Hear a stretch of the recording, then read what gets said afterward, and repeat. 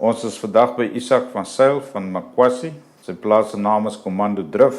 Hy boer met so 4 tot 6000 hektaar mielies wat hy plant, wat hy afwissel met soja, sonneblomme, winterwygewasse. Ons gaan nou kyk na sy mielies. Sak, dit lyk mooi. Ek is baie my skip wat ek hier sien. So die mielies staan nou 60 dae op die land. Ja. Ongelooflik. Hier staan so 42.000 kleintjies. Dit is op laas jaar soja's gewees.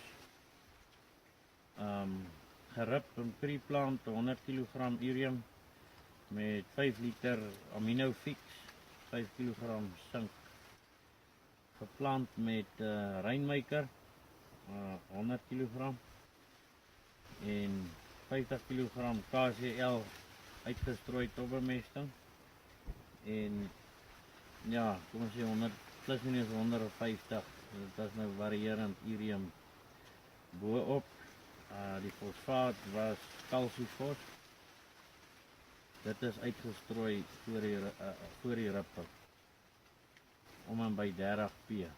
Geplant 10de Januarie. En ja, dit is non-GMO's. BG 525 van Panna.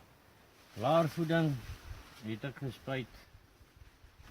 Weer 'n 3 liter aminofix, 5 kg urium, 2 kg KCL en my boor het ek ingesit saam met my Roundup bespuiting in die winter. En warmgrafietjie net saam met my blaarvoeding op die retreat. Sakkie, maar hy staan 'n goeie engine. Hierdie stuk masjien wat hier staan kan mielies groot maak of hoe? Ja, hy kan 'n 8 ton gee. Vir 'n Januarie aanplanting is dit ongelooflik. Ons kyk na die stitwortels.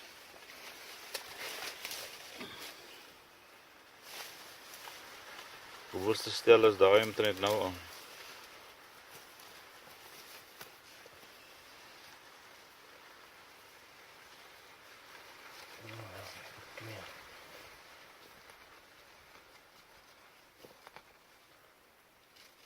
Mooi swart word die grond.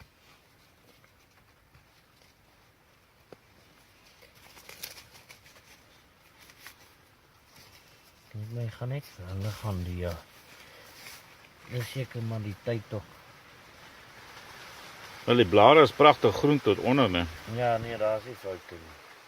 Maar die mielies is haastig en hier is nie wurms en siektes nie.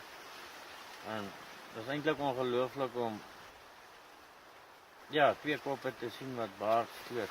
Dit is nie net een plant nie, dit gaan aan.